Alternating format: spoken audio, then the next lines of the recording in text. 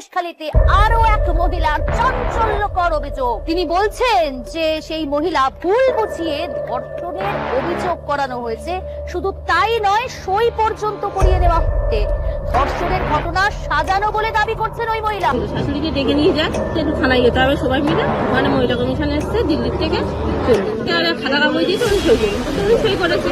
অভিযোগ ছিল আমাদের রান্নাঘরের এই অভিযোগ ছিল, কিন্তু পরে করে জানতে পারলাম যে উনি 4-5 জনের নামে কেস করেছে, যে আমাদের মধ্যরাতে এসে রেপ করতো বা আমাদের গালিগালাজ দিত, আমাদের রাত্রে পাঠিয়ে বসে তুলে নিয়ে যেত, এটা জানতে পারলাম। সেটা আমাদের মধ্যে কোনো কিছুই হয়নি বা আমাদের তো ঘটেইনি, সেটা মিথ্যে অভিযোগ করে এটা আমাদের সাজানো হয়েছে। মহিলা কমিশন ছিল, ওদের সঙ্গে আমরা গেছিলাম, ওরা দেখেছিল তাই তখন বলতে আর কোনো অভিযোগ নেই। আমি বলি না, আমার কোনো অভিযোগ নেই। তারপরে তাহলে তুমি খাতাটা সই করিয়ে দাও।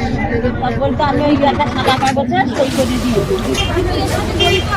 পাড়ারই মেয়েরা ছেলেরা